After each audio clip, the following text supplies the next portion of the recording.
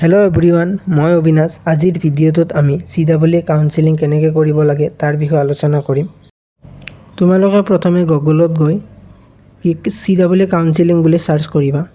ইয়াৰ পিছত তোমালোকে যিটো প্ৰথম ৱেবছাইট পাবা, এইটো দ্বিতীয় বুলি প্ৰথম ৱেবছাইটটো পাবা, সেইটো অপেন কৰিবা।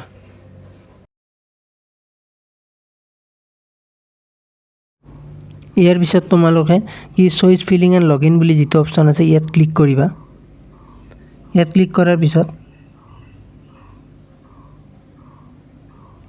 এইটো পেজ অপেন হ'ব। তাত তোমালোকে প্ৰথমতে CWA ৰোল নম্বৰটো লিখিবা, ইয়াৰ পিছত ডেট অফ বাৰ্থটো লিখিবা, ইয়াৰ পিছত সিকিউৰিটি কোডটো দি লগ ইন কৰি দিবা। নেক্সট তোমালোকে এনেকুৱা এটা পেজ অপেন হ'ব, যাত তোমালোকে CWA মাৰ্ক, ৰেংক এইবিলাক আটাইবিলাকে লিখা থাকিব। ইয়াৰ পিছত তোমালোকে ক্লিক যিটো অপশ্যন আছে, ক্লিক বুলি হিয়াৰ অপশ্যন আছে, সেইটো অপশ্যনত ক্লিক কৰি দিবা। ইয়াৰ পিছত তোমালোকে ৰেজিষ্ট্ৰেশ্যন ডিটেইলছবিলাক আহিব, য'ত তোমাৰ নাম, দেউতাৰ নাম এইবিলাক লিখা থাকিব।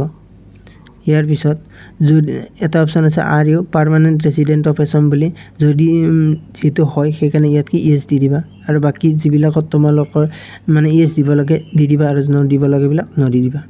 ইয়াৰ পিছত তোমালোকে অল্টাৰনেটিভ মোবাইল নম্বৰ এটা ইয়াত দি দিবা। ইয়াৰ পিছত এইবিলাক দিয়া হোৱাৰ পিছত তোমালোকে ছেভ আৰু কণ্টিনিউ অপশ্যনটো ক্লিক কৰি দিবা। নেক্সট 3 নম্বৰ পেজটো অপেন হ'ব, য'ত তোমালোকে প্ৰথমতে পাৰ্মানেণ্ট এড্ৰেছটো দিব লাগিব। ইয়াৰ পিছত যদি তোমালোকৰ পাৰ্মানেণ্ট এড্ৰেছ আৰু কাৰেছপণ্ডিং এড্ৰেছটো ছেম হয়, তোমালোকে এই যিটো ছেম বুলি আছে, ছেম এজ পাৰ্মানেণ্ট এড্ৰেছ, সেইটোত ক্লিক কৰি দিবা। ইয়াৰ পিছত তোমালোকে ছেভ আৰু কণ্টিনিউ অপশ্যন যিটো আছে, সেইটো অপশ্যনত ক্লিক কৰি দিবা। 4 নম্বৰ পেজটো অপেন হ'ব। এইটোত তোমালোকৰ প্ৰথমতে ক্লাছ 10ত কিমান চনত পাছ কৰিছিলা, কিমান মাৰ্ক পাইছিলা, আৰু টোটেল মাৰ্ক কিমান আছিলে, আৰু কলেজ কোনখন বা স্কুল কোনখন আছিলে, কি বৰ্ডৰ পৰা পাছ কৰিছিলা, কিমান পাৰ্চেণ্ট পাইছিলা, এই আটাইবিলাক লিখি দিবা। নেক্সট তোমাক সুধিছে have you studied from class 8 to 10 in government school under SEBA, তুমি ক্লাছ 10লৈ ছেবাৰ আণ্ডাৰত চৰকাৰী বিদ্যালয়ত পঢ়িছিলা নেকি? যদি হয় ইয়েছ দিবা, আৰু যদি নহয় তেতিয়াহ'লে তোমালোকে নো দি দিবা। নেক্সট তোমালোকে যদি 3 বছৰ ইঞ্জিনিয়াৰিং ডিপ্ল'মা কৰিছা তেতিয়াহ'লে ইয়েছ দিবা, আৰু যদি নাই কৰা তেতিয়াহ'লে নো দি দিবা। ইয়াৰ পিছত তোমালোকে ক্লাছ 12ৰ পাৰ্চেণ্ট মাৰ্কশ্বিট ক্লাছ 12ৰ ডিটেইলছবিলাক দি দিবা।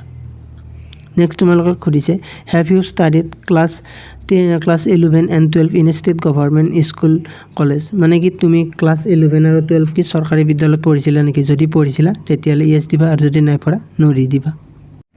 ইয়াৰ পিছত তোমালোকে কোনখন ছাবজেক্টত কিমান মাৰ্ক পাইছা এইবিলাক ইয়াত দি দিবা। নেক্সট তোমালোকক সুধিছে have you pass your qualifying examination without grace mark in above 4 subject, ওপৰত দিয়া 4খন ছাবজেক্টত তোমালোকে গ্ৰেছ মাৰ্ক অবিহনে পাছ কৰিছা নেকি? যদি হয় তেতিয়াহ'লে ইয়েছ দিবা, যদি নহয় তেতিয়াহ'লে নো দি দিবা। ইয়াৰ পিছত সুধিছে have you successfully passed above 4 subject in a single sitting, ওপৰত দিয়া 4খন ছাবজেক্টত তোমালোকে একেবাৰে পাছ কৰিছা নেকি? যদি কৰিছা ইয়েছ দিবা, আৰু যদি নাই কৰা নো দি দিবা। ইয়াৰ পিছত ছেভ আৰু কণ্টিনিউ অপশ্যন যি আছে সেইটোত ক্লিক কৰি দিবা।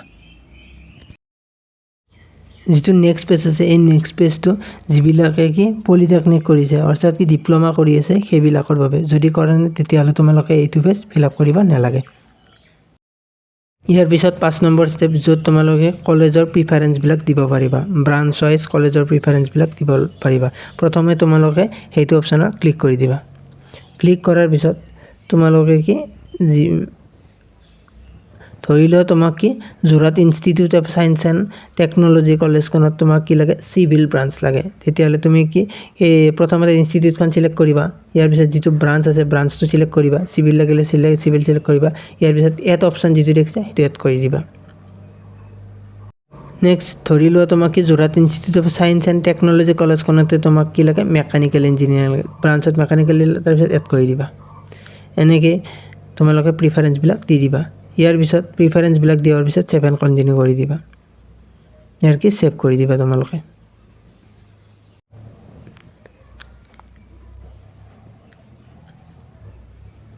সেভ কৰাৰ পিছত তোমালোকে কি একেবাৰে লাষ্টত তোমালোকে কি ডকুমেণ্টছ আপলোড কৰা আহিব। তোমালোকে প্ৰথমে ইয়াত কি ডকুমেণ্টছবিলাক আপলোড কৰিব লাগিব। এক নম্বৰত কি এজ প্ৰুফ হিচাপে তোমালোকে কি ক্লাছ 10ৰ এডমিট কাৰ্ড বা বাৰ্থ চাৰ্টিফিকেটখন মানে কি আপলোড দিব পাৰা। নেক্সট তোমালোকে কি যিটো হাই ছেকেণ্ডাৰী মাৰ্কশ্বিটখন আপলোড দিব লাগিব। ইয়াৰ পিছত 3 নম্বৰত কি PRC আছে। যদি তোমালোকৰ PRC নাই তেতিয়াহ'লে তুমি যিটো ডাউনলোড অপশ্যন আছে তাত ক্লিক কৰি এটা PDF পাবা, সেইটো প্ৰিণ্ট আউট উলিয়াই তাত যিবিলাক ডাটা লিখিব লাগে সেইটো লিখি ছাবমিট কৰি দিবা। মানে কি সেইটো লিখি ছাবমিট কৰি দিলে হৈ যাব, আপলোড কৰি দিলে। ইয়াৰ পিছত কাষ্ট চাৰ্টিফিকেটখন আপলোড দিব লাগিব। যদি তোমাৰ কি NCL নাই ঠিক PRCৰ দৰে তোমালোকে ডাউনলোড অপশ্যনটো দেখিছা ন, সেইটো ক্লিক কৰিবা। ইয়াৰ পিছত এটা PDF পাবা, প্ৰিণ্ট আউট কৰি তাত যিবিলাক ডাটা লিখিব লাগে লিখি আপলোড কৰি দিবা। ইয়াৰ পিছত কোচ ৰাজবংশী চাৰ্টিফিকেটটো আপলোড কৰি দিবা। এই আটাইবিলাক ডকুমেণ্টছ আপলোড কৰা হোৱাৰ পিছত তোমালোকে কি ছেভ এণ্ড কণ্টিনিউ অপশ্যনটোত ক্লিক কৰি দিবা। ছেভ এণ্ড কণ্টিনিউ ক্লিক কৰাৰ পিছত তোমালোকে কি পেজবিলাক কি ৰিভিউ কৰিবলৈ আহিব। তুমি যিবিলাক তোমাৰ কি ভুল হৈছে সেইবিলাক তোমালোকে ইয়াৰ পৰা কি শুদ্ধ কৰিব পাৰিবা। ইয়াৰ পিছত তোমালোকে কি প্ৰভিজনেল ছাবমিট বুলি এটা অপশ্যন পাবা, এইটোত তোমালোকে ক্লিক কৰি দিবা।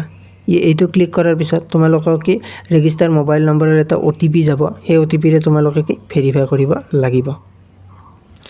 এই ভেৰিফাই কৰা হোৱাৰ পিছত তোমালোকে কি এটা পেজ অ'পেন হৈ যাব। এই পেজটোত তোমালোকে কি প্ৰথমতে যিটো ক্লিক হিয়াৰ বুলি এটা অপশ্যন দেখিবা, এইটো ক্লিক হিয়াৰ অপশ্যনটোত ক্লিক কৰাৰ লগে লগে তোমালোকে কি এটা পে'মেণ্ট ইয়াৰ পিছত তোমালোকে কি 800 টকা পে' কৰিব লাগিব। যিটো তোমালোকে 800 টকা পে' কৰিবা তাৰ এটা ৰেফাৰেঞ্চ নম্বৰ পাবা, ইয়াত ৰেফাৰেঞ্চ নম্বৰটো দি দিবা। আৰু তাৰপিছত যিটো ৰিচিপ্ট আছে সেই ৰিচিপ্টখন ইয়াতকে আপলোড কৰি দিবা। আৰু আপলোড কৰাৰ পিছত তোমালোকে ছাবমিট কৰি দিবা। ইয়াৰ পিছত তোমালোকে কি প্ৰিভিউ কৰিব পাৰা। যেতিয়া তোমাৰ পে'মেণ্ট ৰিচিপ্টটো কি ছাবমিট হৈ যাব, তাৰপিছত তোমালোকে কি ডাউনলোড একনলেজ বুলি এটা অপশ্যন আহি যাব, সেইটোত তোমালোকে কি একনলেজমেণ্টখন ডাউনলোড কৰি ল'ব পাৰিবা। আজিৰ বাবে এইখিনিয়ে। যদি ভিডিঅ'টো চাই ভাল পালে তেতিয়াহ'লে লাইক, কমেণ্ট, শ্বেয়াৰ আৰু চেনেলটো ছাবস্ক্ৰাইব কৰিবলৈ নাপাহৰিব। ধন্যবাদ।